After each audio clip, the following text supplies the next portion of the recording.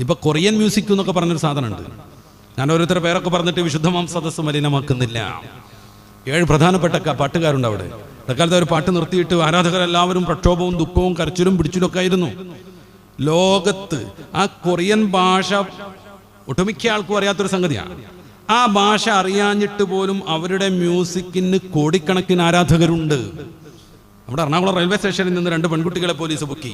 അവർ ഡൽഹിക്ക് പോകുക. എന്തിനാ ഡൽഹിക്ക് പോകുന്നത്? ഡൽഹിയിൽ നിന്ന് കൊറിയയിലേക്ക് പോകണം. എന്തിന്? ഈ മ്യൂസിക്കുകാരെ കാണണം. ലോകത്ത് മൊത്തം കൊറിയൻ മ്യൂസിക്കിന് വലിയ ആരാധകരുണ്ട്. അതിൽ വരുന്ന ഏത് അധർമ്മങ്ങളും അങ്ങനെ തന്നെ സ്വീകരിക്കാൻ കുട്ടികൾ മത്സരിക്കാൻ നിൽക്കുന്നു. കുട്ടികളുടെ മാനസികാവസ്ഥയെ തകർക്കുന്നു എന്ന രീതിയിൽ വിമർശനങ്ങളുണ്ട് ധാരാളമായിട്ട്. കുട്ടികളുടെ പഠനത്തെ വല്ലാതെ ബാധിക്കുന്നു എന്ന വിമർശനങ്ങളുണ്ട്. കൊറിയൻ മ്യൂസിക്കുകൾ പലപ്പോഴും നമ്മളിങ്ങനെ ഈ സോഷ്യൽ മീഡിയയിലൊക്കെ കാണുമല്ലോ, ഇസ്ലാമിന്റെ മ്യൂസിക് അനുവദനീയമല്ലല്ലോ എന്ന് പറഞ്ഞിട്ടുള്ള ട്രോളുകളൊക്കെ. അതങ്ങനെ ട്രോളാമോഹമുള്ളവർ ട്രോളിക്കൊണ്ടേയിരിക്കും. മനുഷ്യനാണ് ഇസ്ലാം പ്രാധാന്യം നൽകുന്നത്. മനുഷ്യന്റെ ജീവിതത്തിനാണ് പ്രാധാന്യം നൽകുന്നത്. കുടുംബ ബന്ധത്തിനാണ് പ്രാധാന്യം നൽകുന്നത്. മക്കൾക്ക് വേണ്ടിയും ഭാര്യയ്ക്ക് വേണ്ടിയുമുള്ള അധ്വാനത്തിനും ഊർജ്ജസ്വലതക്കും ശ്രദ്ധയ്ക്കുമാണ് പ്രാധാന്യം നൽകുന്നത്. സ്വാഭാവികമായും അതിൽ നിന്ന് മനുഷ്യനെ തടയുന്ന എല്ലാ സംഗതികളെയും ദൂരേക്ക് മാറ്റിവെക്കാൻ മതം പറയും. അത് മതത്തിന്റെ നല്ല ശീലമാണെന്ന് മനസ്സിലാക്കുക. ഇതിനപ്പുറം ഒരു ലോകമുണ്ടെന്നും അവിടെയാണ് അനന്തമായ ജീവിതമെന്നും മതം പഠിപ്പിക്കുന്നു. അങ്ങനത്തെ വിശ്വാസിയോടാണ് മതം പറയുന്നത് നിന്നെ മലിനമാക്കുന്ന, നിന്നെ ഊർജ്ജസ്വലതയിൽ നിന്ന് നിരാശയിലേക്ക് കൊണ്ടുപോകുന്ന, അന്തർമുഖത്വം നൽകുന്ന, അധ്വാനിക്കാനുള്ള ശേഷിയും താല്പര്യവും ഇല്ലാതെയാക്കുന്ന ഒരു സംഗീതവും വേണ്ടെന്ന് അത് വിശ്വാസി സ്വീകരിക്കും. അപ്പുറത്തെങ്ങാണ്ടുള്ള ഒരാൾ എന്തിനാ അതേക്കുറിച്ച് ഇങ്ങനെ അഭിപ്രായം പറയണത്?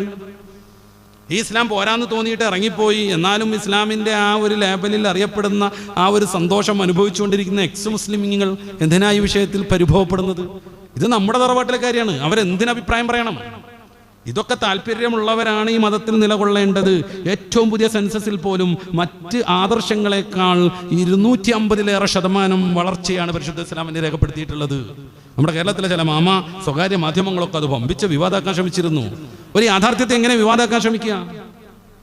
ഏറ്റവും കൂടുതൽ വളർന്നു വരുന്ന ആദർശം പരിശുദ്ധ ഇസ്ലാം. ഇന്നും എന്തൊക്കെ പ്രചാരണങ്ങളുണ്ട്? ഇസ്ലാം സമം ടെററിസം വ്യാപകമായി സമൂഹത്തെ സ്വാധീനിച്ചൊരു വൃത്തികെട്ട പ്രയോഗം. ലോകത്തുള്ള ഇസ്ലാമിക സംസ്കൃതികളെല്ലാം നശിപ്പിക്കണം. ഒരു 25 വർഷത്തിനിടക്ക് 11 ഇസ്ലാമിക ഭരണങ്ങളും രാജ്യങ്ങളുമാണ് ഈ അങ്കിൾ സാമിന്റെ നേതൃത്വത്തിൽ നശിപ്പിക്കപ്പെട്ടത്.